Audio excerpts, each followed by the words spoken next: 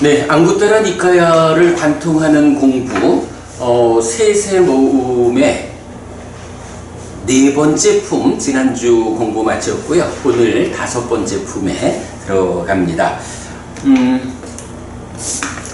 다섯 번째 품은 경들이 다 좀 짧아요. 그동안 우리가 공부한 경들이 이렇게 아주 짧은 경들 아니었는데 다섯 번째 품에는 주로 짧은 경들이에요. 그래서 오늘 조금 그 속도감 있게 진행해서 가능하면 한 품을 한번 맞춰볼까 생각도 하고, 근데 그 가운데에 우리가 법원님 그 주제의 확장이라는 공부를 좀 이어서 하잖아요. 요번 품 10개의 경 중에 주제의 확장, 그러니까 확장된 주제 두 가지를 같이 좀 보았고, 오늘 제가 같이 나눠드렸거든요. 그러니까 뭐 그 부분도 소개만 하면서 가도 좋을 것 같아요. 자, 그러면 경을 직접 읽어보겠습니다. 오 쫄라왔고, 쫄라왔고니까 작은 품, 소품 그래야 되죠. 그러니까 쫄라가 크다 작다 할 때 작다 소가 되고, 왔고 경 10개를 한 품 이렇게 말하는 거죠. 삼묵히 바와 숙당에서 이걸 이제 현존경 이렇게도 번역을 할 수 있는데 그냥 있음경 이렇게 번역했고요. 세 가지가 있을 때 비구들이여 믿음이 있는 좋은 가문의 아들은 큰 공덕을 쌓는다. 어떤 세 가지인가? 믿음이 있을 때 비구들이여 믿음이 있는 좋은 가문의 아들은 큰 공덕을 쌓는다. 보시할 것이 있을 때 비구들이여 믿음이 있는 좋은 가문의 아들은 큰 공덕을 쌓는다. 보시받을 만한 분들이 있을 때 비구들이여 믿음이 있는 좋은 가문의 아들은 큰 공덕을 쌓는다. 이런 세 가지가 있을 때 비구들이여 믿음이 있는 좋은 가문의 아들은 큰 공덕을 쌓는다. 기본적으로 믿음이 있는 좋은 가문의 아들 이렇게 말했어요. 좋은 가문의 아들인데 믿음이 있는 사람들이야. 여기서 좋은 가문의 아들 이러면 부처님 가문에 이래 되죠. 그러니까 부처님 가문에 부처님을 스승으로 부처님을 아버지로 이렇게 생각하는 제자, 불교 신자들 가운데 그래도 믿음이 확고한 믿음이 있는 좋은 가문의 아들을 말하면서 이 믿음이 있는 좋은 가문의 아들이 큰 공덕을 쌓기 위해서는 세 가지가 필요하다 이거예요.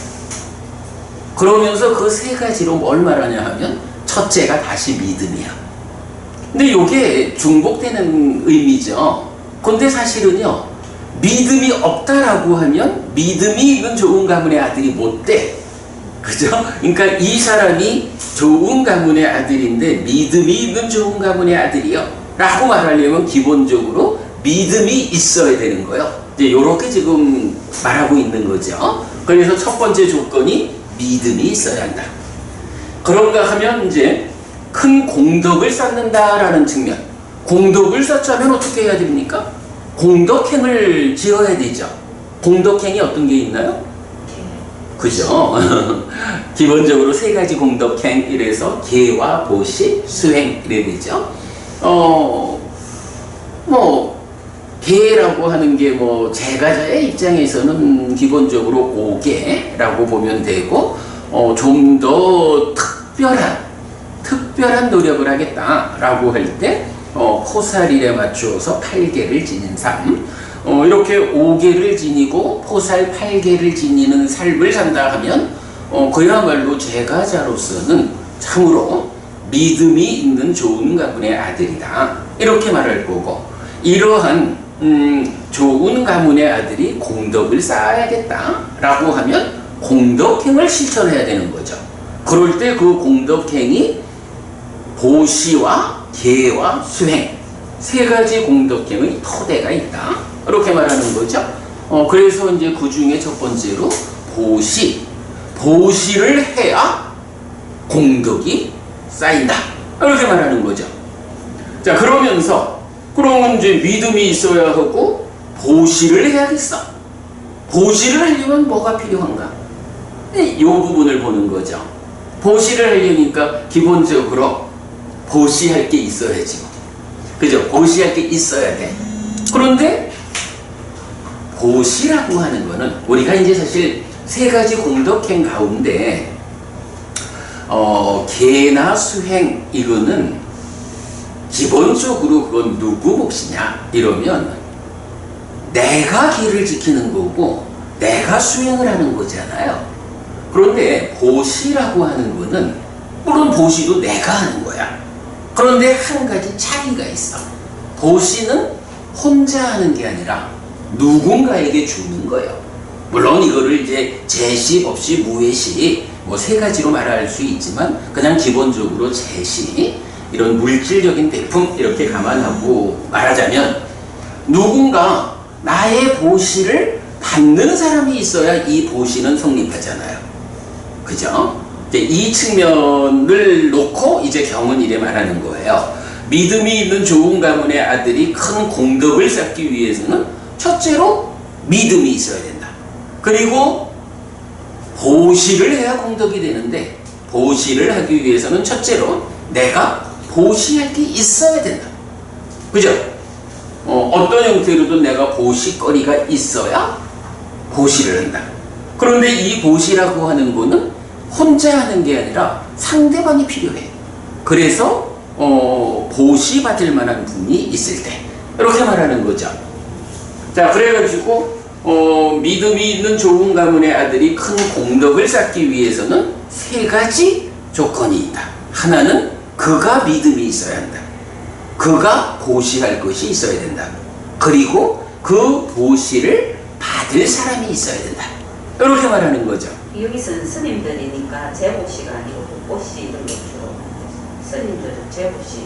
네, 여기서는 이제 이렇게 봐야 되죠. 그 부처님이 비구들, 그러니까 출가자들한테 법을 설하는데 출가자들이 이런 보시를 해라 이렇게 말하는 게 아니라 그냥 비구들에게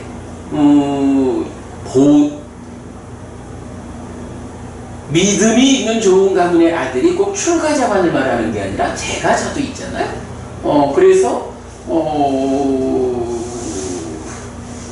그래, 법문이 딱 그 부분을 지적을 하니까 뭐 그 부분도 맞아. 여기서 비구들이요 같이 안 하고 비구들에게 그래서 아니 근데 이제 이게 그 비구들한테 설해진 법이지만 여기서 공덕을 쌓는 주체가 꼭 출가자다 이렇게만 볼 거는 아니고, 근데 맞아요. 그 출가자에 대한 이야기로 보자면 다 당연히 법시가 되고 무예시가 되고 그래야 되겠죠. 그런데 이제 여기서는 그보다는 비구들을 상대로 법을 설하는데 그 보시와 관련해서는 재가자의 공덕행을 말하는 걸로 이래 보아야 할 것 같아요. 그래서 이제 보시를 하자면 무언가 베풀 거리가 있어야 된다. 보시할 것이 있어야 된다 하는 거고, 그런가 하면 보시받을 만한 분이 필요하다라고 하는데, 근데 이제 여기서 한 가지 주목해야 되는 거는, 보시받을 만한 분이라는 요 표현이 원어로 다키네이야 이렇게 되는데, 내가 주변에 좀 힘든 사람이 있어가지고 그 사람을 위해서 무언가를 베푼다, 요런 경우하고 조금 다른 경우로 쓰이는 게 요 다키네이아라고 하는 이 단어가 우리가 이제 사상팔배의 성자들 상가에 대해서 말할 때 이 세상에 위 없는 복전이다 요 말을 하잖아요. 그 위 없는 복전이 되는 분들, 그분들을 지시하는 표현이 다키네이어라고 해서 보시받을 만한 분 요래 되거든. 요거는 이제 우리가 이 책 불교 입문을 통해 가지고 보시와 관련한 상당한 공부를 했죠. 이제 거기에서 보면 그 보시를 청정이 한다라는 개념이 나와요. 보시의 청정이라는 게 무슨 개념이냐 하면, 이제 내가 보시를 하면 이게 공덕을 만드는 씨앗을 뿌리는 거다 이렇게 보고요. 그럴 때에 복전이다라는 개념이 뭐냐 하면 씨앗이 뿌려졌는데 씨앗이 떨어진 땅이 아주 그 자갈밭이고 오염되고 이러면은 그 씨앗이 잘 싹을 틔워가지고 커다란 결실을 맺기가 어려운 거죠. 그러나 하나의 씨앗이 떨어졌는데 그 씨앗 떨어진 자리가 아주 옥토야, 아주 운전옥답 이래 되면 거기에서 똑같이 하나의 씨앗을 뿌렸지만 거기에서 얻어지는 결실이 차이가 나죠. 이럴 때에 그 복전이다 라고 하는 말이 뭐냐 하면 사상팔배의 성자들, 탐진치를 제거하는 영역에 들어있는 이 성자님들에게 보시를 하면 그분을 위한 보시는 마치 이 오염되지 않은 깨끗한 문전옥답과도 같은 이런 밭에 씨를 뿌리는 것과 같아서 그분들은 나의 보시를 청정하게 한다라는 표현으로 의미를 보면 뻥튀기를 해주는. 그래가지고 이제 경에 보면 뭐 예를 들어 웰라마경 이런 경우는 부처님 전생에 아주 큰 부자여가지고 무지무지하게 많은 보시를 하잖아요. 그런데 경에서 그런다고 문제는 그때에 보시 받을 만한 분이 없었어. 그래가지고 아무도 웰라마 바라문의 이 보시를 청정하게 해주지 못했어. 좋은 밭이 되어가지고 뻥튀기를 해주지 못했어. 이런 표현 나타나거든요. 이제 그럴 때 약간 쓰이는 표현이 다키네이요라고 해서 보시 받을 만한 분 이렇게 말하는 거예요. 물론 이제 이런 사상팔배의 성자라는 보시 받을 만한 분이 없어도 그냥 뭐 주변에 힘든 사람한테 내가 보시를 했다 하면 그 자체가 다 공덕이 되는 거죠. 그런데 이제 이 경에서는 공덕 가운데도 어떤 공덕을 말하느냐, 큰 공덕을 쌓는다. 이제 이 표현을 쓰고 있거든요. 그래서 커다란 공덕을 쌓기 위해서는 이 공덕을 뻥튀기 해줄 수 있는 복의 밭이 필요하다. 그래서 바로 그 복전으로의 사상팔배의 성자, 이분들을 보시받을 만한 분 이렇게 말한다. 그래서 이 경우는 큰 공덕을 쌓기 위해서는 보시하는 사람이 믿음이 있어야 된다는 거, 그리고 보시할 것이 있어야 된다는 거, 그리고 보시받을 만한 분, 사상팔배의 성자가 곁에 있어서 나의 이 보시를 청정하게 해준다, 뻥튀기 해준다, 싹 틔워서 커다란 결실로 뒤돌려준다. 이런 세 가지가 필요하다. 이렇게 말하는 거죠. 네, 넘어가고요. 42번 경은 세 가지 이유경입니다. 비구들이요, 세 가지 이유에 의해 믿음이 있고 분명함이 있는 자라고 알아야 한다. 자, 앞의 경에서는 큰 공덕을 쌓는다는 걸 주제로 했죠. 근데 두 번째 경에서는 믿음이 있고 분명함이 있는 자를 주제로 해요. 어떤 세 가지인가? 계를 중시하는 분들 보기를 좋아하고, 정법 듣기를 좋아하고, 인색의 오염을 떠난 마음으로 자유롭게 보시하고, 손은 깨끗하고 주기를 좋아하고, 다른 사람의 요구에 응할 준비가 되어 있고, 베품과 나눔을 좋아하며 제가에 산다. 비구들이여, 이런 세 가지 이유에 의해 믿음이 있고 분명함이 있는 자라고 알아야 한다.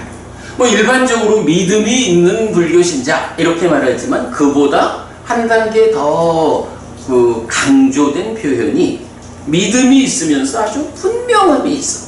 나의 스승 부처님에 대한 그 분명함, 이런 얘기가 되겠죠. 이런 믿음과 분명함이 있는 자이기 위해서는 세 가지 이유, 조건이 필요하다. 그게 뭐냐? 불교신자가 첫째로 계를 중시하는 분. 그러니까 그저 승복만 입으면, 머리만 깎으면 다 그죠? 우리 스님 이래 하는 것보다는 그 가운데서도 개를 중시해서 바르게 삶을 제어하는 출가자, 그런 스님을 보기를 좋아한다. 요런 분별이 필요하다는 거죠. 그 이야기고, 두 번째는 정법 듣기를 좋아하고, 부처님 가르침을 우리말로 부처님 살아서 직접 설한 이 바른 가르침 듣기를 좋아하고, 그 다음에 인색의 오염을 떠나 하는 여기부터 나눔을 좋아하며 제가에 산다 하는 건 보시를 얘기하죠. 그래서 개를 중시하는 분들을 보기를 좋아한다. 정법 듣기를 좋아한다. 그리고 보시를 하며 제가에 산다. 요런 세 가지 이유가 있어야 이제 이 사람이 믿음이 있고 한 단계 더 나아간 분명함이 있는 사람이다 라고 불린다 라는 거죠. 자, 개성, 개를 중시하는 분 보기를 좋아하고 정법 듣기를 원하고 인색의 오염을 제어할 때 그는 참으로 믿음을 가진 자라고 불린다 라고 했어요. 요 41, 42 두 개 경우는요, 사실은 이제 우리 요 책 불교 입문 중에 보시의 영역에서 포함하고 있는데, 그 부분 제가 잠깐 읽어보겠습니다. 불교 입문 중에 255쪽 공덕의 개념에 대한 부분이에요. 여기서 복전과 보시받을 만한 자, 좀 전에 제가 설명드렸죠. 복전, 복의 받, 그리고 다키네이야, 보시받을 만한 자. 그런데 귀의와 믿음 그리고 계와 수행은 자신이 하는 일이라고 하겠지만 보시는 받는 자를 필요로 합니다. 보시를 받아주는 자가 있어야 보시하는 행위가 성립하기 때문입니다. 이때 보시를 받으면 그 보시의 공덕을 크게 부풀려주는 대상이 있어서 보시받을 만한 자, 다키네이야라고 하는데, 이런 사람은 세상에서 위없는 복의 받, 즉 복전, 뿐약했다가 됩니다. 그래서 불교에서 보시 공덕의 크기는 주는 사람에 의해 결정되지 않고 받는 사람에 의해 결정됩니다 라고 하면서 41번 경을 소개했고요.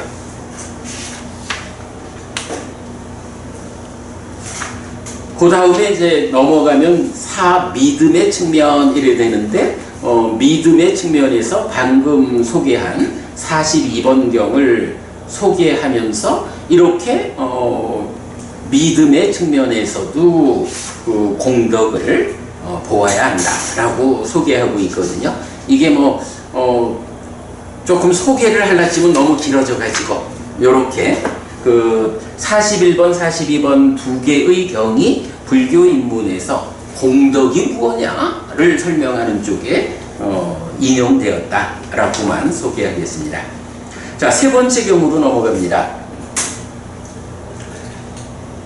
아타와사 숙당 해서 이유경이랬는데, 그 아타와사라는 단어가 리즌, 유주 이래 돼서 그냥 이유경 이래 번역을 했어요. 비구들이여, 다른 사람들에게 법을 설하기 위해서는 세 가지 이유를 보아야 한다. 어떤 세 가지인가? 법을 설하는 사람이 의미를 경험하고 법을 경험한다.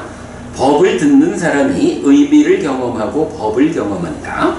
법을 설하는 사람과 법을 듣는 사람 둘 모두 의미를 경험하고 법을 경험한다.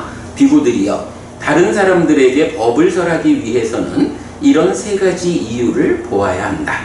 네, 넘어가겠습니다.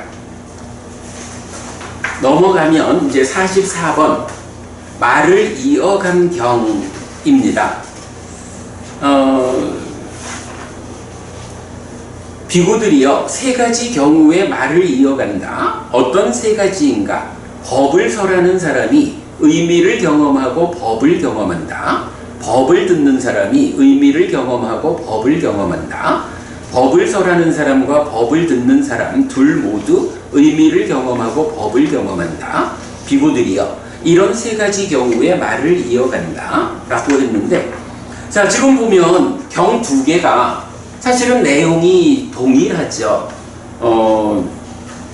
법을 설하는 사람도 의미와 법을 경험해야 하고, 법을 듣는 사람도 의미와 법을 경험해야 돼. 둘 다.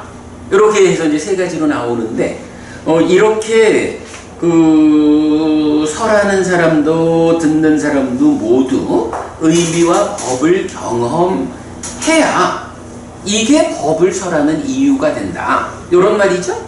그런가 하면 이렇게 말하는 사람도 듣는 사람도 법을 의미와 법을 경험해야 이 말이 이어져 간다. 이건 뭐예요? 일단은 법을 설하기 위한 이유가 의미를 경험하고 법을 경험해야 돼. 둘 모두. 그런데 이게 사실 말이라고 하는 거는 한마디 하고 끝날 수도 있지만 이 말이 충분히 이렇게 이어져 갈 거 아니에요. 그런데 이 말이 그냥 시작하고 끝나지 않고 잘 이어져서 대화가 진행되려면 이때 역시 말하는 사람이든 듣는 사람이든 의미와 법을 경험해야 한다. 의미와 법을 말하는 사람도 듣는 사람도 함께 경험할 수 있어야 이게 말을 할 수 있는 이유가 되고 이 대화를 이어가는 이유가 된다. 이렇게 말하는 거로 보면 되겠죠. 사실 조금 좀 이해하기 어려운 주제인데 그렇게 우리가 이해를 하면 될 것 같아요. 자, 그럴 때 여기서 제가 주제의 확장 AN14 이래가지고 요게 그러니까 앙구타라 니까야 공부에서 확장되는 주제의 14번째죠. 아타파티상 외디 의미를 경험하는 자와 담마파티상 외디 법을 경험하는 자 참조 이랬거든요. 자, 오늘 같이 드린 교재 있습니다. 같이 드린 교재를 보면 주제의 확장 AN14 의미를 경험하는 자와 법을 경험하는 자 이랬는데 간단하게 좀 읽어보고 넘어가겠습니다. 앙구타라 니까야 7의 모음의 68번 법을 아는 자 경은 담만류 법을 아는 자와 아탄류 의미를 아는 자를 설명하는데, 비구들이요, 비구가 경, 응성, 수기, 개성, 강흥어, 여시어, 본생담, 미중유법, 문답의 법을 할 때 법을 아는 자라고 불린다. 이렇게 법을 아는 자이다. 요거를 구분교라고 말하죠. 그러니까 니카야 안에 많은 경들이 있는데 그 경들을 각각 구조적 특성에 따라 가지고 9개로 분류해 온 거예요. 그러니까 부처님 당시에 분류하기로는 그래야 되지만 지금 우리는 니카야라는 이름으로 이게 다 포괄되어 있기 때문에 굳이 구분하지 않아도 열심히 니카야를 보면 되는 거죠. 자, 그래서 어쨌든 이렇게 9개로 나뉘어진 경을 알 때 이게 법을 아는 자다. 그럼 법이라는 건 뭐예요? 구분교라고 하는 그러니까 부처님 가르침이지. 그런데 여기서 말하는 구분교 9가지 형태로 구분된 그것을 아는 것을 법을 아는 자 이렇게 말하는 거죠. 이렇게 법을 아는 자이다. 비구들이요, 비구가 이것이 이 말의 의미다, 이것이 이 말의 의미다라고 각각 그 말의 의미를 알 때 의미를 아는 자라고 불린다. 이렇게 법을 아는 자이고 의미를 아는 자이다. 이렇게 말했거든요. 법을 안다라고 말할 때는 결국은 부처님께서 설하신 법이 있어. 니카야에 보면 9가지의 형태로 분류할 수 있는 이런 부처님 법이 가득 차 있는 게 니카야예요. 그래서 니카야를 공부하면서 그 안에 들어있는 부처님 가르침을 공부하는 것, 이게 법을 아는 자야. 그런데요, 우리가 몇 번 경이 이렇게 말하고 있다 라고 하면 법을 아는 거죠. 그런데 그렇게 말을 하고 있는데 그게 무슨 말이지? 이래 하면 예를 들어서 우리 이제 요즘도 계속 그 말하잖아요. 부처님께서 깨달음의 소회를 드러내는 자리에서 내가 성취한 법은 이러이러하다. 그 중에 따까워짜라 따까의 영역을 넘어선 법이다. 이렇게 말씀하시면 일단 부처님 가르침은 따까의 영역을 넘어선 법이요. 이렇게 알면 말하자면 이게 법을 아는 거지.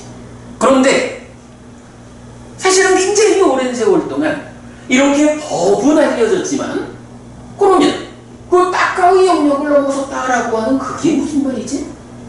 법은이 그거 무슨 말인지 아세요? 아세요? 아시는구나. 그러면 따까의 영역을 넘어선 것이 부처님이 성취한 법이다. 이렇게 알면 법을 아는 건데 그러면 이 따까의 영역을 넘어섰다는 그게 뭘까? 라는 이 부분을 사실은 세상 사람들이 대개가 모른다고.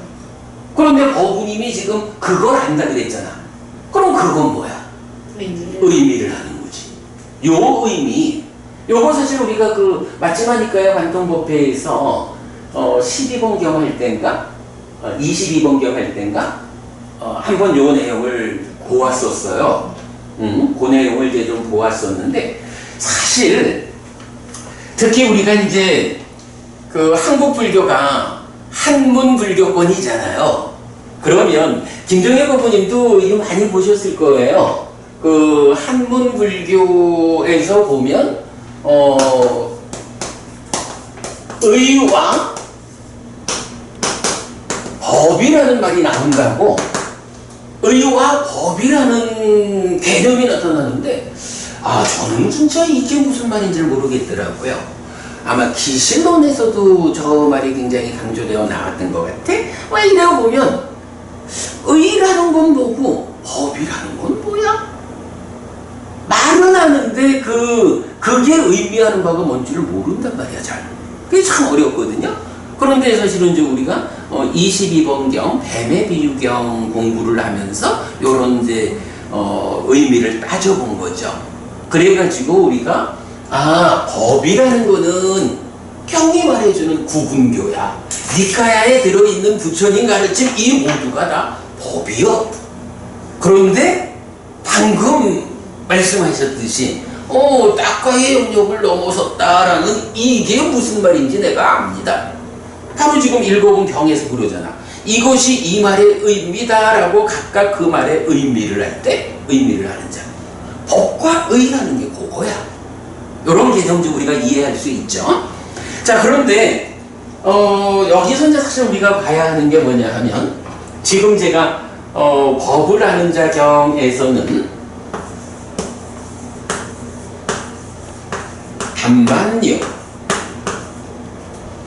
담만요 하니까 법을 아는 자 이랬거든. 그리고 아탄요 유해서 의미를 아는 자 이렇게 나왔잖아요. 그런데 지금 우리가 주제의 확장 14번에서는 요렇게 말하지를 않지. 담만유 대신에 무슨 말을 썼냐 하면 그렇죠. 요건 이제 피가 하나 들어가기도 하고 안 들어가기도 하고 그래서 가로를 쳤는데 담마 빠띠 상외디 해서 요거는 법을 경험하는 자야.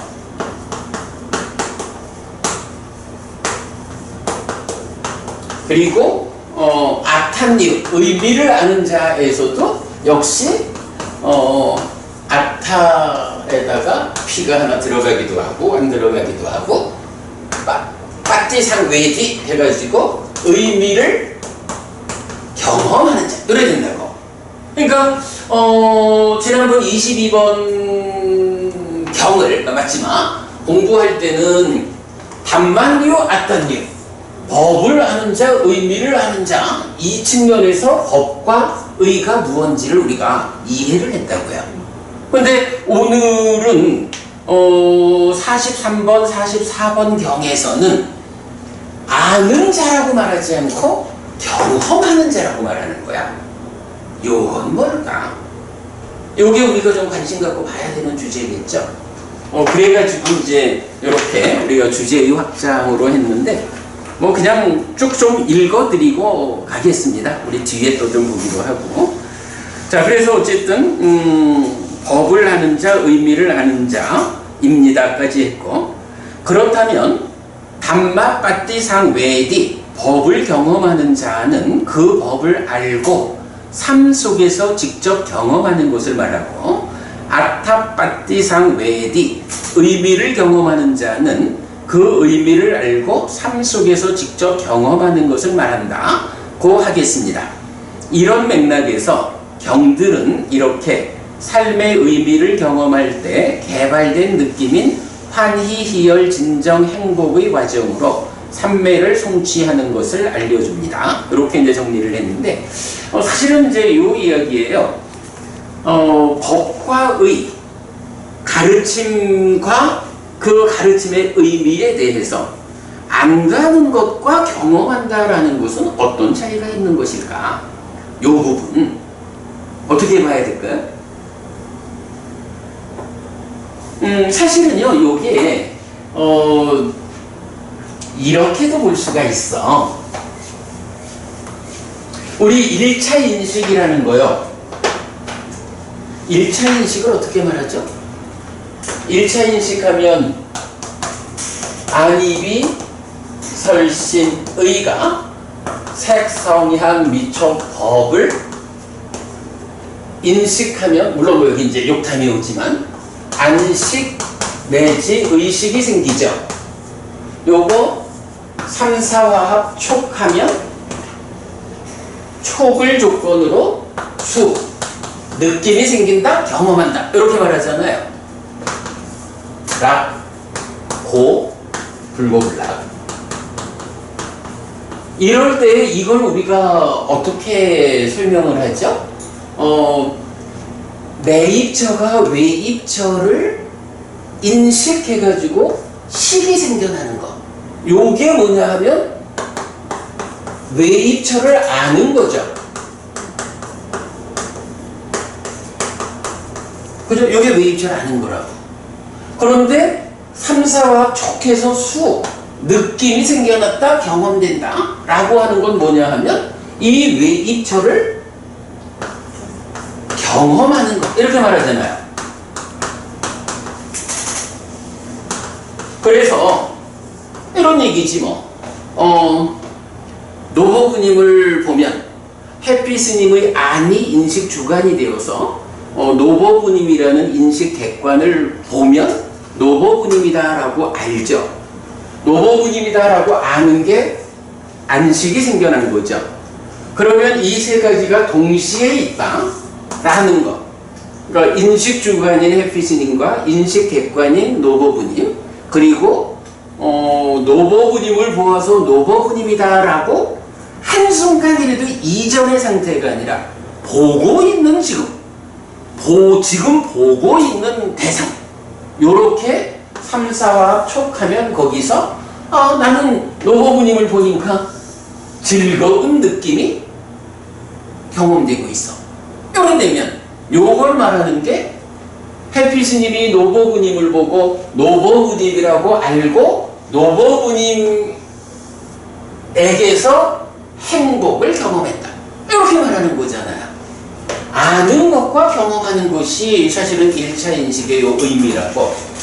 그런데 이제 좀 전에 우리가 볼 때 담만유, 법을 아는 거, 아탄유, 의미를 아는 거, 그거하고 법과 의미를 경험하는 거하고 요건 어때요? 요거 이렇게 봐도 되나?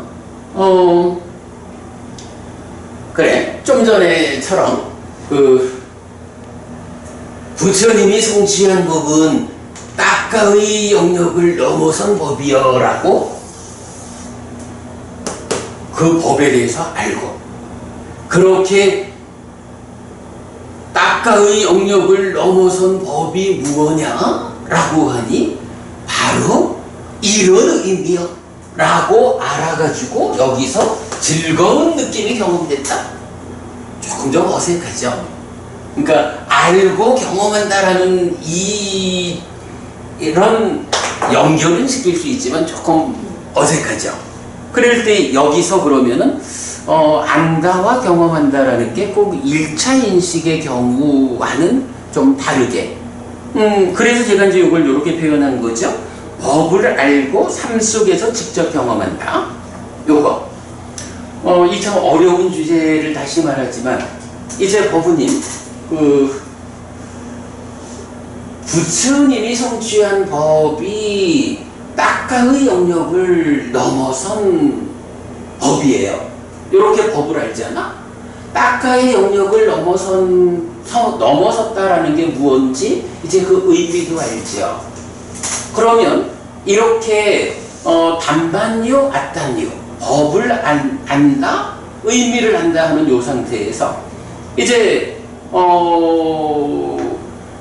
이렇게 안다라고 하는 거하고 어느 때인가 공부가 더 성숙하다 보면 딱가의 영역을 넘어선다라고 하는 이것이 이 가르침이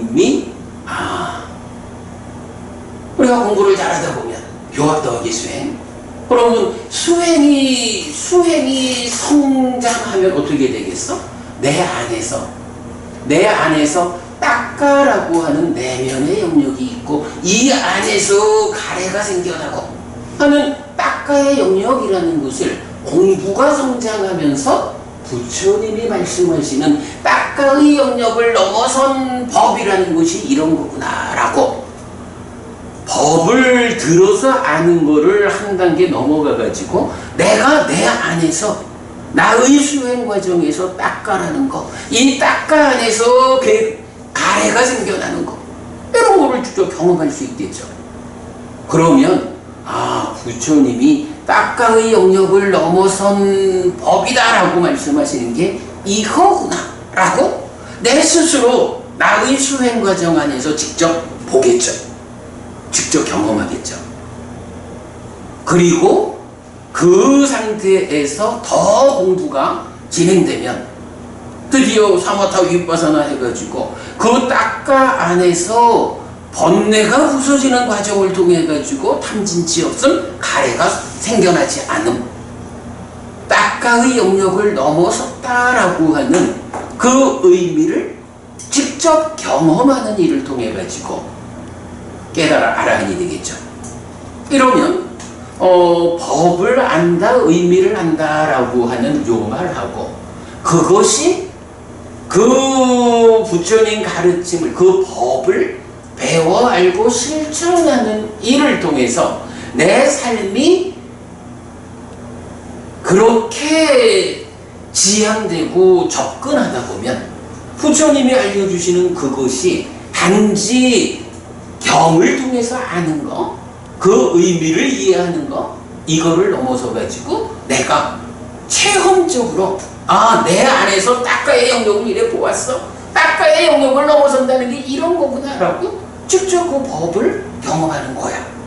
그리고 거기서 번뇌를 부수고 깨닫게 되면 딱가의 영역을 넘어섰다는 것의 의미를 내가 경험했어. 그 경험과 더불어 나는 아라한이 되었어. 이렇게 되겠죠. 내가 볼 때는 법을 알고 의미를 안다라는 그 구분에 이어가지고 법을 경험하고 의미를 경험한다라는 이것은 이렇게 한 단계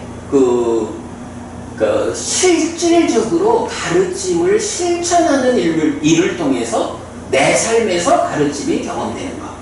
요렇게 이해를 하면 타당하지 않을까 싶어요. 자, 그래가지고 하여간 그 부분 법을 알고 삶 속에서 직접 경험하는 거, 의미를 알고 삶 속에서 직접 경험하는 거라고 제가 표현을 해봤고요.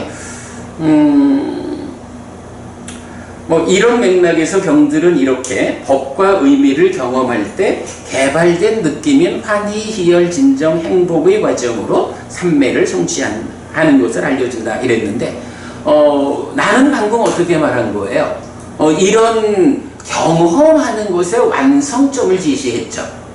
그런데 경은 늘 단계 지어진 과정으로 말이죠. 그러니까 요만큼 가면 요만큼 경험하는 만큼에 따르는 성과가 이렇게 되면 요런 글들이 이제 설명이 되겠죠.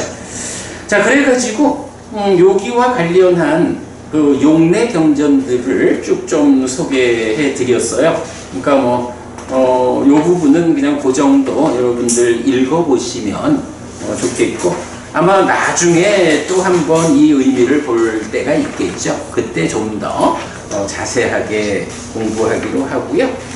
일단은 이렇게 법을 안다는 것과 의미를 안다는 것이 무슨 뜻인지, 거기에서 한 단계 더 나아가서 법을 경험한다, 의미를 경험한다라는 요것은 어떤 의미인지 하는 것을 살펴만 본거로 하겠습니다.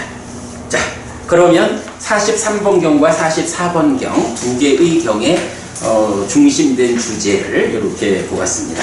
넘어가겠습니다.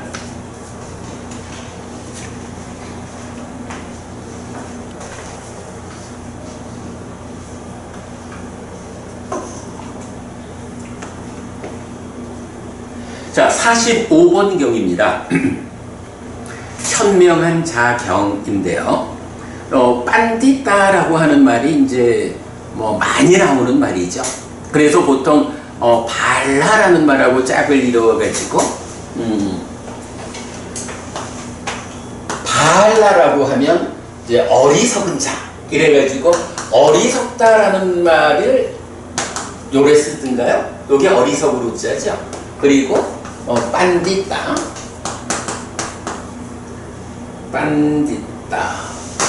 요래 되면 이게 이제 현명하다 요렇게 쓰죠. 그래서 어리석은 자, 현명한 자. 그래가지고 요 두 개를 붙여가지고 우현경, 어리석은 자와 현명한 자 경, 이 두 개가 있다라는 것도 우리가 보았죠. 빤디따, 현명한 자를 제목으로 하는 경입니다. 비구들이요, 현명한 사람에 의해 선언되고 고결한 사람에 의해 선언된 이런 세 가지가 있다. 어떤 세 가지인가? 비구들이요, 보시는 현명한 사람에 의해 선언되고 고결한 사람에 의해 선언된 것이다. 비구들이요, 출가는 현명한 사람에 의해 선언되고 고결한 사람에 의해 선언된 것이다. 비구들이요, 부모를 섬기는 것은 현명한 사람에 의해 선언되고 고결한 사람에 의해 선언된 것이다. 이런 세 가지가 비구들이요, 현명한 사람에 의해 선언되고 고결한 사람에 의해 선언된 것이다. 해치지 않고 자제하고 길든 거룩한 사람은 알려진 보시, 부모를 섬김, 끊임없이 범행을 실천하는 사람, 실천해야 하는 이런 경우들에 대한 성스러운 보험을 갖춘 현명한 사람은 안전한 세상에서 산다. 이렇게 됐는데, 자, 기본적으로 이제 현명한 사람, 또 고결한 사람, 삿뿌리사라고 해서 여러 방법으로 번역하고 있지만 이제 저는 고결한 사람이라고 이제 번역을 하는데, 여기에 보통 보면 왜 우리 작년에인가 이제 경전 해설 공부하면서 그거 봤었잖아요. 배우지 못한 범부와 잘 배운 성스러운 제자. 이해할 때 거기서 배우지 못한 범부와 짝을 이루는 게 삿뿌리사 해서 고결하지 못한 사람. 그리고 잘 배운 성스러운 제자와 짝을 이루는 게 삿뿌리사 해서 고결한 사람. 이렇게 이제 같이 나오는 하여간 거의 아리아 성자하고 이렇게 같이 좀 엮이는 단계인 것 같아요. 그러니까 고결한 사람 이랬는데, 이 경에서는 현명한 사람과 고결한 사람에 의해서 선언되는 세 가지가 있다. 그러니까 말하자면 그런 거죠. 그대가 현명한 사람이 되고자 하는가, 고결한 사람이 되고자 하는가? 그렇다면 현명한 사람, 고결한 사람이 선언하는 세 가지를 그대도 선언하면 돼. 그대도 그 선언하는 세 가지로 살아내면 돼. 뭐 이런 의미로 볼 수 있을 텐데, 그러면 바로 이런 현명하고 고결한 사람이 선언한 세 가지가 무엇일까? 라고 할 때 첫째가 보시고, 둘째가 출가고, 셋째가 부모를 섬기는 것이다. 이렇게 나오거든요. 자, 보시라는 건 어쨌든 뭐 기본적인 공덕행위예요. 다른 존재들을 위해서 베푸는 거. 그런가 하면 출가라는 건 뭔가요? 이거는 다른 사람을 위한 어떤 노력 이전에 내가 내 삶을 향상해야겠다 라고 해서 나의 삶을 더 높은 곳으로 이끌기 위한 나의 변화라고 출가라는 거. 요렇게 이제 보시가 밖을 향한 거라면 출가는 나 자신을 위한 어떤 선택, 이렇게 볼 수 있겠죠. 그리고 세 번째가 부모를 섬기는 거, 그렇게 나와요. 먼저도 우리가 불교의 효라고 하는 주제의 확장을 본 적이 있죠. 제가 그때는 이 경을 발견하지 못했던 것 같아요. 그래서 불교 안에서 효가 이렇게 비중 있게 나타난다. 불교는 왜냐하면 이제 불교 안에서 효를 말하면 부모 은중경 다 이렇게 알고 있지만, 부모 은중경은 문제는 부처님이 설하신 법이 아니란 말이에요. 이건 뭐 인도에서 생긴 것도 아니고 아예 중국에서 생겨난 경이다 하는 걸 다 알죠. 그러면 부모 은중경을 배제하고 나면 불교는 효라는 주제에 대해서 어떤 입장인가? 라는 거. 그 입장을 경전 용례를 찾아서 정리한 게 주제의 확장, 불교의 효, 요래 됐잖아요. 결론은 부처님도 이 세간적인 사람들 간의 관계 가운데에서 효라는 것은 굉장히 중요한 덕목으로 강조된다. 불교 신자들은 효도해야 된다. 요 부분을 이제 결론으로 내는 거잖아요. 그런데 이제 이 경에서 요걸 하나 더 보는 거야. 뭐냐 하면, 바로 이렇게 현명하고 고결한 사람이라는 이 특성을 세 가지로 말하는데, 하나가 밖을 향하는 곳으로의 보시, 하나가 자기 자신에 대한 곳으로의 출가, 그리고 마지막 하나가 부모님을 섬기는 것, 효도하는 것. 효도라고 하는 것이 밖으로 보시를 해가지고 공덕을 쌓는 것만큼이나, 안으로 내가 출가를 해서 더 높은 삶을 지향하는 것만큼이나 우리에게 중요한 비중 있는 덕목이다. 불교 신자들은 효도해야 한다. 이런 부분을 우리가 알 수 있는 거죠. 그러니까 현명하고 고결한 사람을 특징 짓는 세 가지에서 보시와 출가와 효도, 부모님을 섬기는 것, 이렇게 나왔다는 거. 그래서 그 부모를 섬기는 것, 불교의 효라고 하는 이 부분이 또 이 경에서 강조되고 있다라는 거 보겠고요. 그 다음에 이제 맨 밑에 그 개송에서 보면 실천하게 해야 하는 이런 경우들이라는 게 바로 그 윗줄에 있는 보시, 부모를 섬김, 끊임없이 범행을 실천하는. 끊임없이 범행을 실천한다는 건 뭐죠? 출가를 말하는 거겠죠. 그러니까 이 개송이, 사실 이 개송 번역이 되게 어렵고 힘들었어요. 그런데 보면 나중에 보니까 이래. 그 현명하고 고결한 사람의 세 가지 요소. 이게 뭐예요? 보시와 출가와 부모를 섬기는 거잖아. 그러니까 여기서 보면 해치지 않고 자제하고 길든이라는 수식이지만, 거룩한 사람은 알려진이라는 말은 사실은 좀 정확한 번역은 아닌 것 같아. 이게 사전으로도 확인이 잘 안 되고, 좀 하여간 가장 유사한 단어로 번역을 한 게 알려진 보시인데, 어쨌든 보시, 부모를 섬긴다. 그리고 끊임없이 범행을 실천한다, 출가한다, 요 얘기죠.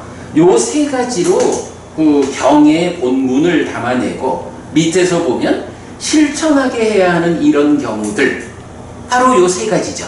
요 세 가지를 실천해야 한다. 요렇게 성스러운 봄, 잘 보는 사람, 이렇게 잘 보는 현명한 사람은 안전한 세상에서 산다.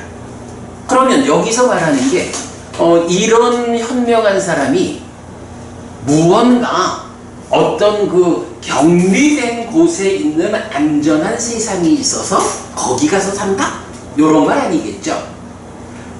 함께 살아가는 이 세상에서 똑같은 세상에 함께 살지만 어떤 사람들은 안전하지 못한 삶을 사는 사람이 있고 어떤 사람은 안전한 삶을 사는 사람이 있는 거예요. 그럴 때 뭐예요? 이 똑같은 세상에서 내가 안전하게 살고자 한다 라고 하면 어떻게 해야 된다고? 보시하자. 뭐 출가까지 말하는 것도 제가 자는지 그렇지만 그냥 출가라는 일, 아니면 출가라는 말을 바로 위에서 말한 개성에서 말하듯이 끊임없이 범행을 실천하는 일 요리하고, 그 다음에 부모님을 잘 섬기는 요런 사람의 형편은 똑같은 세상 안에서도 안전한 삶을 살게 된다. 요런 의미로 보면 되겠죠. 예, 보시와 출가 그리고 부모를 섬기는 것이 이렇게 비중 있게 나타난다 라는 거 보았습니다. 자, 46번입니다. 계를 지닌 사람 경 이랬어요. 비구들이여 마을이나 도시에 의지하여 머무는 계를 지닌 출가자들이 있다. 거기서 사람들은 세 가지 조건에 의해 많은 공덕을 쌓는다. 어떤 세 가지인가? 몸과 말과 의에 의해서다. 비구들이여 마을이나 도시에 의지하여 머무는 계를 지닌 출가자들이 있다. 거기서 사람들은 이런 세 가지 조건에 의해 많은 공덕을 쌓는다. 이게 무슨 얘기죠? 그러면 사람들은 세 가지 조건에 의해 많은 공덕을 쌓는다 했는데 여기 계를 지닌 출가자가 공덕을 쌓는다 이 얘기인가요? 맞나요? 아니죠. 계를 지닌 출가자가 마을이나 도시에, 그러니까 이렇게 우리 곁에 스님이 있어. 근데 이 스님이 어떤 스님이냐 하면 그저 옷만 다르게 입고 머리만 깎고 이런 스님이 아니고 계를 지닌 스님이야. 계를 중시하는. 요거 앞에서도 나왔었죠? 이렇게 계를 지닌 출가자가 마을이나 도시 가까이 이렇게 의지해서 말하자면 그 마을 그 도시에서 탁발해가면서 살아가고 있다는 거죠.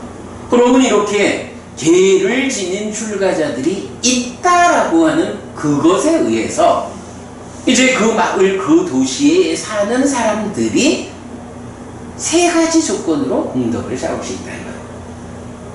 세 가지 조건은 뭐냐 하면 바로 그 출가자, 계를 중시하는 그 출가자와 관련해서 몸으로 어떤 일을 하든, 말로 어떤 일을 하든, 마음으로 어떤 일을 하든, 신구의 삼업 요 얘기죠.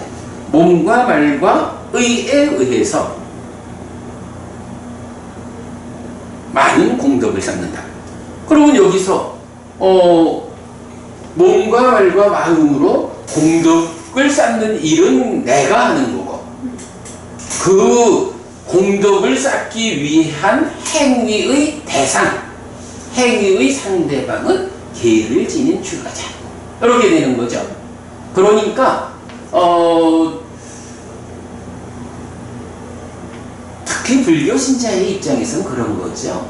우리 주변에 참으로 잘 공부하는 훌륭한 스님이 계시다면 이것이 얼마나 좋은 일인가? 라는 거를, 그런 스님이 가까이 계시니까 그 스님과 관련해서 그 스님을 위해서 내가 몸으로 어떤 일을 거들고 말로 어떤 일을 거들고 마음으로 어떤 일을 거드는, 그래서 내가 공덕이 된다. 이렇게 말하는 거죠. 불교 신자들의 삶에서는 사실 이렇게 계를 중시하는, 계를 지닌 스님이 가까이 계시다라는 것은 아주 커다란 복이다. 그래야 그분을 대상으로 내가 몸과 말과 마음으로 공덕을 짓는다. 이렇게 되는 거죠.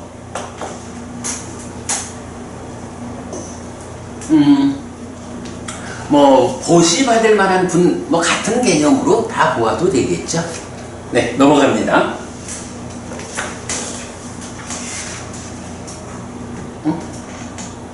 45, 46.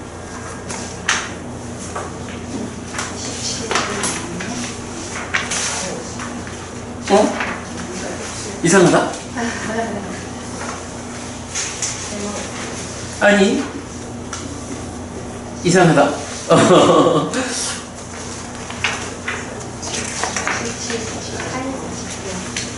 나는 다 작업을 같이 한 걸로 생각을 했는데, 잠깐만요. 그러니까 7번, 8번이 없는 거죠? 9번까지 없네? 7, 8, 9. 이거를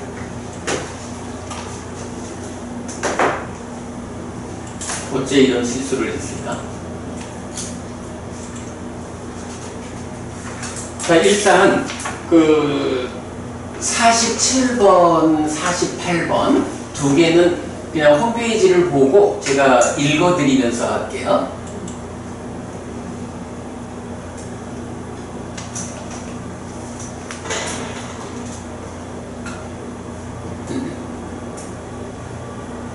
자, 47번은 상카타 라카나 수땅 해서 유위의 특징경 이렇게 번역이 됩니다.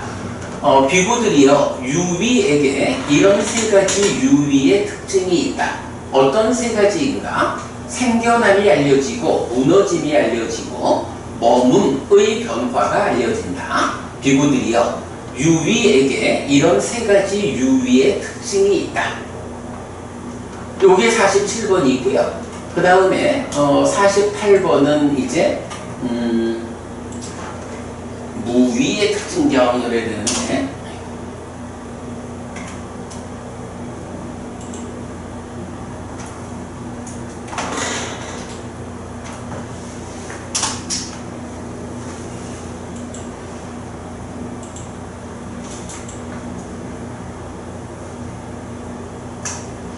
우리 홈페이지가 늦어요.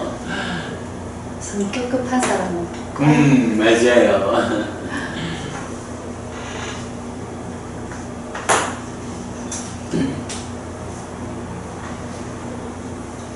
자, 48번 아상카타 라카나 숙당 해서 무위의 특징경이라 됩니다.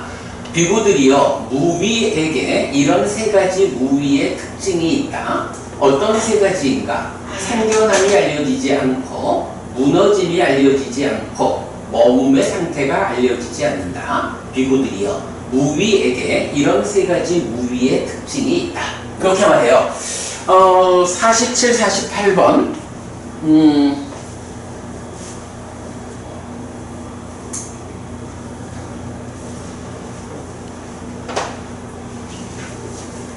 아니 어떻게 내가 그거를 이상하네. 왜 그걸 빼놓고 교재를 만들었지?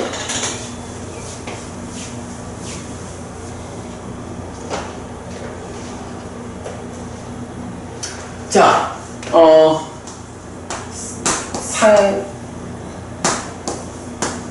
상카타라는 말을 유위라고 번역하잖아요.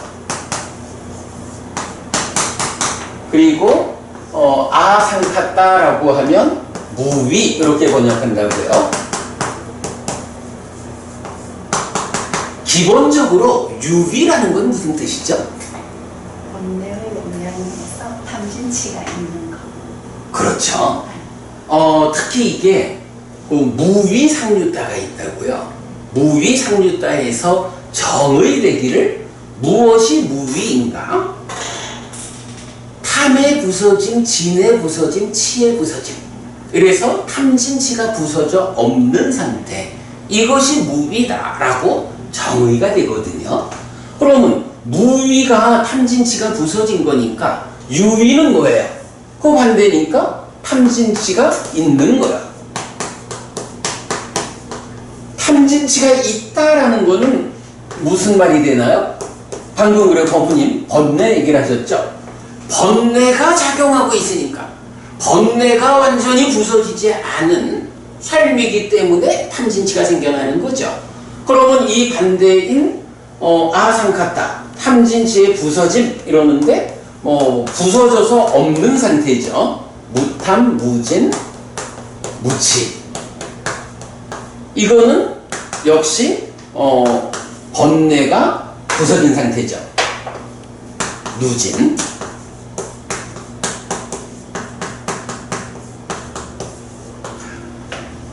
그래서 유위라고 하는 것은 번뇌가 있는 상태니까 요거는 누구의 삶이에요? 중생. 네, 중생의 삶이라.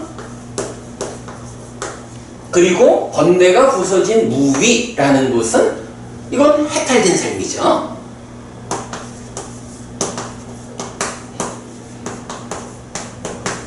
자, 요런 이제 구분을 기본적으로 볼 수가 있고, 우리가 이제 아까도 딱가의 영역을 넘어선 깨달음, 그 법을 알죠? 그 법을 의미를 이해했죠? 그 법을 경험해야 되겠죠? 그 법의 의미를 경험해야 되겠죠? 이런 얘기 했지만 사실은 딱가라고 하는 그 영역 안에서 번뇌가 작용해서 탐진치가 생겨나고 그래서 가래가 생겨나는 이런 삶의 과정, 이 내면의 영역이 딱하잖아요. 번뇌가 부서져가지고 탐진치가 생겨나지 않아서 가래가 생겨나지 않는 것, 이거를 가래의 멸이라고 한다고. 애멸. 중생의 삶이고 해탈된 삶이고 요래 되는 거죠. 자, 이렇게 그 유위와 무위라는 것으로 중생의 삶과 해탈된 삶이 구분된다고요. 참고로 이 상카타라고 하는 이 단어가 결정적으로 나타나는 자리는 어디죠? 어떤 교리를 설명할 때 상카타라는 단어가 나타나나요? 상카타 마비 상카른띠. 그렇죠. 정말 빨리로 팍팍. 그래 말이지. 요게 뭐냐 하면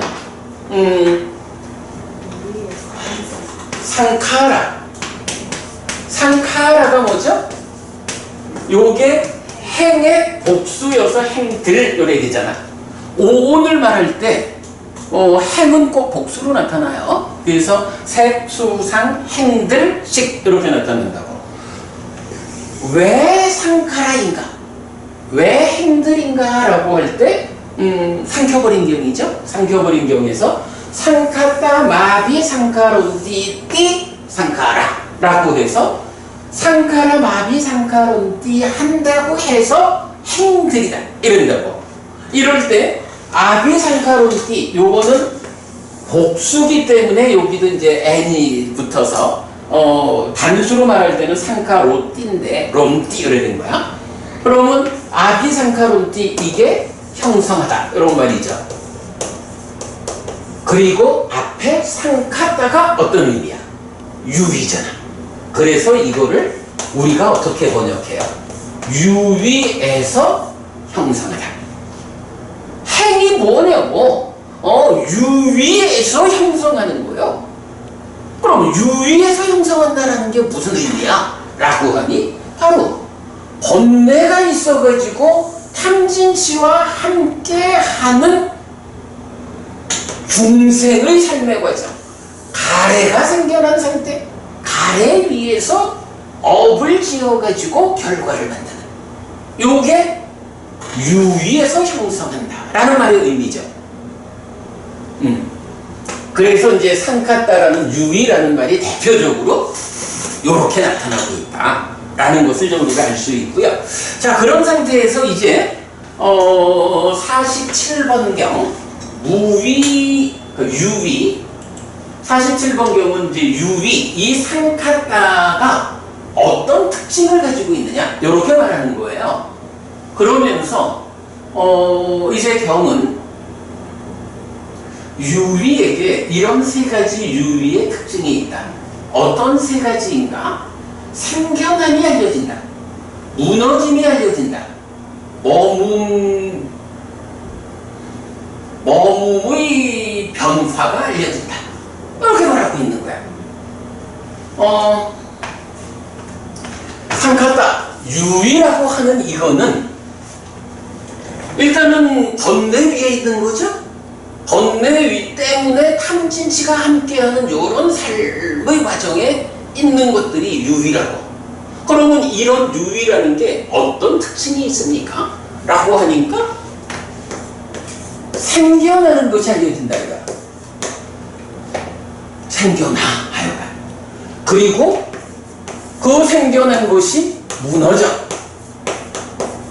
그리고 그것이 머무는데, 달리 말하면 유지되는 거죠. 근데 유지된다, 머문다라고 하지만 이게 고정된 상태로 유지되나요? 아니죠. 어떤 하나의 이름을 가지고 그 상태가 유지되기는 하는데 유지되지만 사실은 변화하고 있죠. 그래서 방금 그 특성으로 세 번째 머문의 변화가 알려진다 이렇게 말하는 거죠.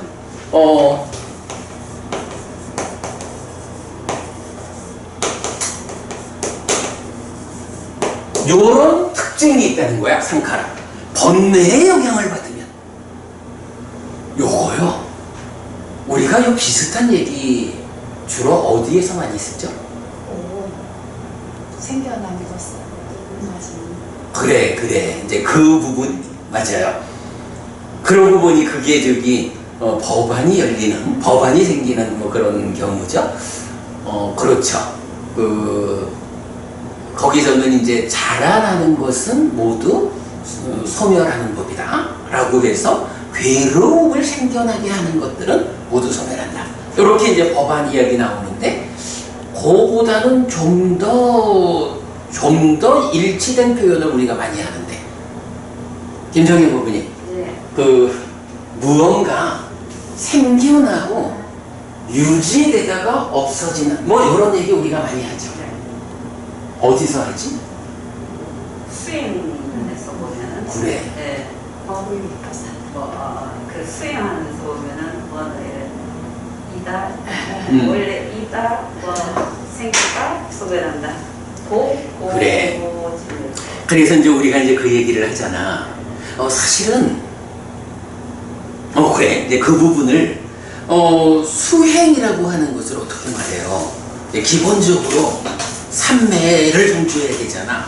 그러면 삼매라고 하는 이 마음이 흔들리지 않는 고정된 상태, 이렇게 마음이 흔들리지 않게 다 토대가 마련되면 거기에서 흔들리지 않는 토대라는 거는 뭐 기본적으로 심의식 중에 의라고 하는 몸과 마음이, 그러니까 마음이 몸과 함께 작용하는, 그러니까 의라는 마음에서 흔들리지 않게 되면 거기에서 이제 내적으로 마음이 일어난다라는 표현하죠.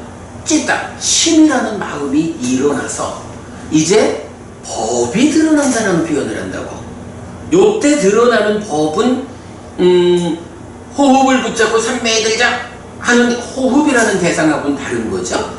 호흡을 붙잡고 삼매에 들었다, 흔들리지 않는 토대를 만들었다.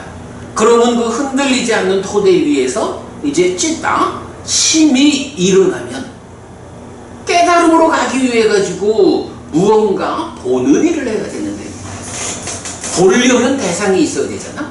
그래가지고 호흡이라는 이 대상은 흔들리지 않는 토대로 작용하고 그 위에서 2차적인 대상을 그러니까 법에 드러남 이렇게 말하는 거죠. 2차적인 대상이 확보되어야 그 대상을 관찰하면서 깨달음으로 간다고. 그래서 마음이 일어나면 법에 드러남. 법이 드러나지 못하면 뭐라고 불러요? 방이란 과밀한 자가 되는 거지. 2차적인 대상이 법이 드러나면 이제 할 일이 생기는 거야. 그래서 불과밀한 자가 되고. 그러면 이렇게 2차적인 대상이 드러나게 하는 그 수행 과정을 내적인 심에 삼았다. 이렇게 말하는 거죠. 그리고 나면 이제 대상이 드러났으니까 이 대상을 어떻게 관찰해야 되잖아. 이게 호흡이라는 대상을 이어보자. 여기에서는 그냥 이 대상을 놓치지 않고 붙잡는 일을 하는 거야. 그런데 그 위에서 2차적으로 대상이 드러나면 이제부터는 그 2차적인 대상을 붙잡고 있자. 이게 의미가 없다고. 여기서 존재의 실상, 요 개념이죠. 존재의 실상. 무상고 무아를 관찰해내야 여실직견이라고 하는 첫 단계의 깨달음 예리자. 이래가고 이제 깨달음으로 나가잖아. 그럴 때 이제 바로 2차적으로 드러나는 이 대상을 관찰하는 방법을 설명하는 게 바로 방금 법님도 그 말씀하신 거죠. 그래서 많은 경우에서 그 얘기를 하잖아. 내가 보는 가운데, 내가 아는 가운데에 생겨나고 아는 가운데에 유지되다가 아는 가운데 없어진다. 위딨다, 웃받자지 이래야 되든가 그렇지. 그래가지고 2차적으로 드러나는 그 내면의 대상에 대해서 이 대상이 그냥 있다, 그걸 이어보자, 삼매를 집중해서 삼매를 더 힘있게 하자, 이런 개념이 아니라 삼매 위에서 그 2차적인 대상의 실상을 보아내는 것. 그 실상을 보는 방법이 뭐냐 하면 이렇게 생겨나서 이렇게 유지되다가 이렇게 없어지는 것. 그것을 내가 직접 본다, 이런 얘기죠. 그렇게 생겨나서 유지되다가 없어지는 걸 보면서 만약에 이것이 항상하다라고 말하면 그거 바보 아니야? 우리가 이 얘기를 많이 하는 거죠. 바로 이렇게 생겨나서 유지되다가 없어지는 것을 직접 본다. 요 의미가 무상이라는 거잖아. 그죠? 그 무상이라고 하는 그거를 조금 여기서 말해주고 있는 거죠. 유위가 가지는 특성이 뭐냐? 바로 이렇게 생겨나는 거예요. 유지되는데, 유지된다 그래가지고 그게 어느 시간만큼 유지될 때는 변하지 않고 유지돼? 이거 아니죠? 그 상태를 가지고는 있지만 변화 가운데 유지되는 거죠. 예를 들어서 노부부님 저기 50년 전에도 노정옥 씨였죠. 50년 전에는 그냥 노정옥 애라고 할까? 50년이 지난 지금도 노정옥 씨 그래야 되죠. 노정옥이란 이름으로 법부님 유지가 되고 있잖아. 그러나 사실은 50년 내내 법부님 변화했죠. 유지되지만 변화하는 그것을 말해주고 있죠. 그러고 무너지는 거지. 상카타 유위라는 것이 가지는 특성이 무엇이냐? 바로 이거다 이거야. 생겨나는 것이고 무너지는 것이고 머무는데 변화하는 거야. 그러면 요거를 뭐라고 부른다고요? 요 세 가지를 합해서? 무상. 이 세 가지가 합해지면 무상. 그래서 수행에서 법의 밑바사나라는 것이 바로 요 과정을 생겨나서 유지되다가 없어지는 것을 직접 본다니까, 마음의 눈으로. 요게 법의 윗바사나고 그렇게 무상을 보기 때문에 여실직견으로 수행이 연결되는 거잖아요. 이제 그런 부분을 이제 말하는데, 그러면 결국 유의의 특징이 이거다라는 얘기는 뭐야? 유의라고 하는 이것이 번뇌의 영향을 받은 이거니까 중생들의 삶의 영역이잖아. 중생들의 삶의 영역을 뭐라고 부르죠? 중생들의 삶의 영역을 세상이라고 부른다고. 로까. 이 세상에는 어떤 것이 있죠? 세상을 구성하는 것. 세상을 구성하는 것이 색, 수상, 행식, 오온이 있다. 요게 이제 부처님 열애는 이것을 깨닫고 실현했다라고 말하는 그 세 번째 꼭경에서 세상에는 세상의 법이 있다 라고 해서 색수상인식 오온을 말하잖아요.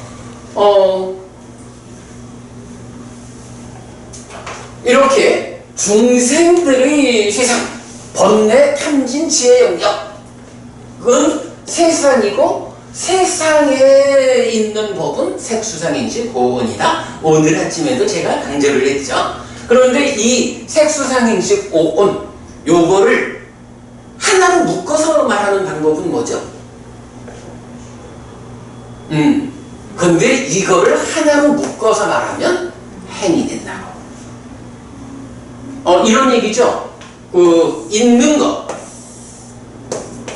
있는 거가 있는데 이 있는 거가 어떻게 구분이 되죠?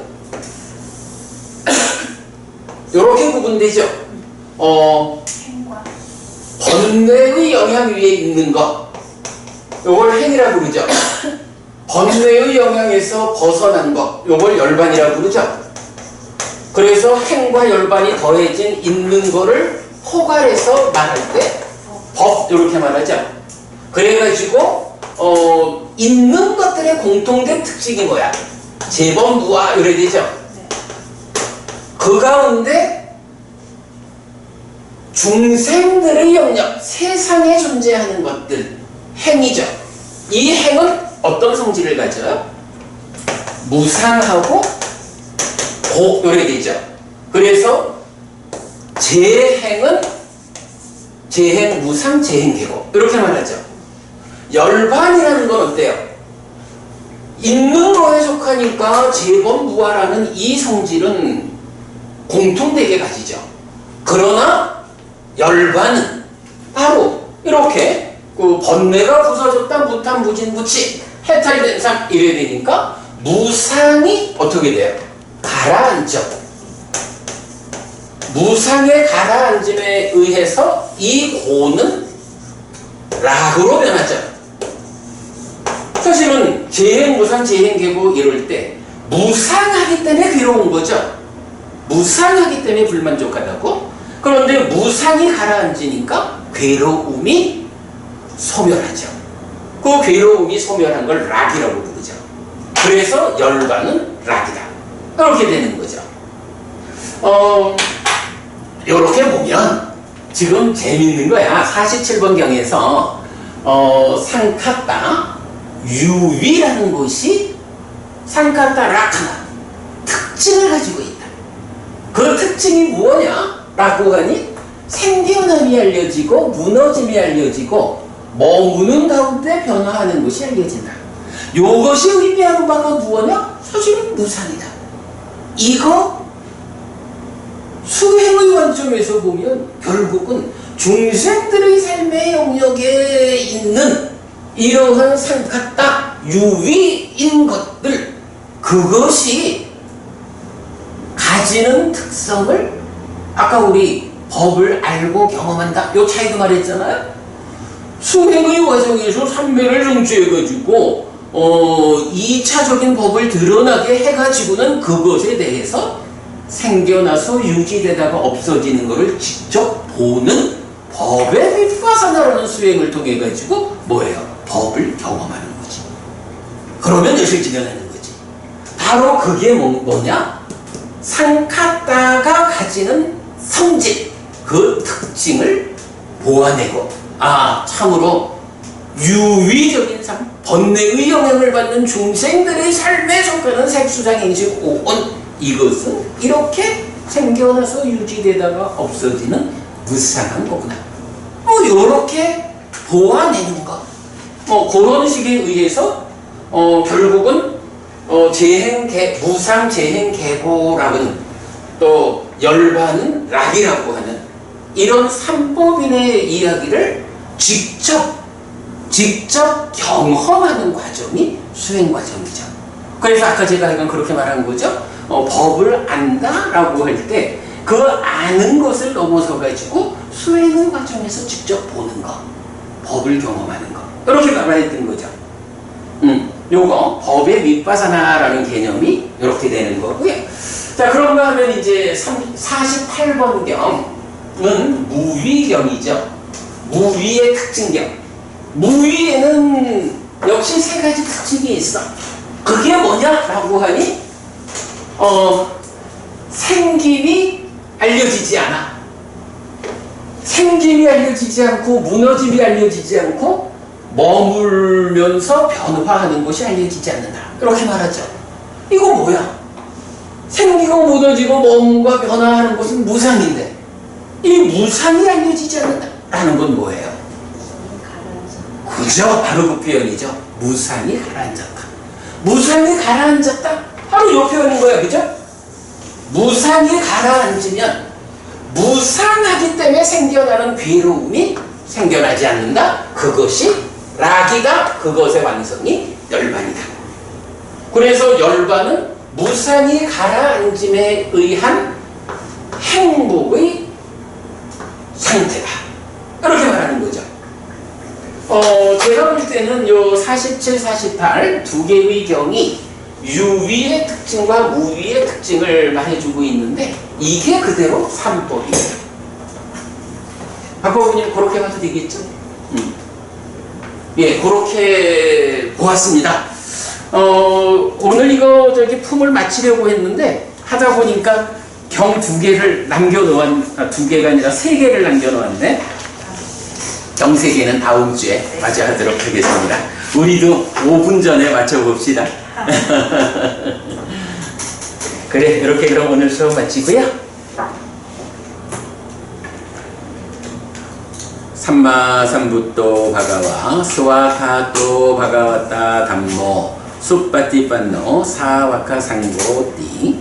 세존은 전능가 계시다. 세존으로부터 법은 잘 설해졌다. 제자들의 상담은 잘 실천한다. 찌랑띠타투로 가스밍 삼마삼부타 사산한띠. 전능가를 가르치 이 세상에 오래도록 머물기를. 이차마항 얀냥 야지똥 양마마 아싸 디가라땅 히타야 수카야띠. 오랫동안 나에게 이익과 행복을 주는 자선행을 실천하리라. 이당다낭 꾀다낭 냐띠살로 히타낭 우빠까빠뚜. 이당다낭 꾀다 냐띠살로 히타 파리분장뚜띠. 이곳이가 돌아가신 진지와 혈육들에게 도달하기를. 이 고시를 돌아가신 진지와 혈육들이 사용하기를. 오늘도 우리가 훌륭한 법의 등을 함께 달았습니다. 함께 한 이 법의 등의 공덕이 오랫동안 여러분에게 이익과 행복으로 함께 하기를 바랍니다. 또한 오늘 이 법보시의 공덕이 여러분 생각하시는 그분들에게 도달하고 사용되기를 바랍니다. 수고하셨습니다. 그렇습니다.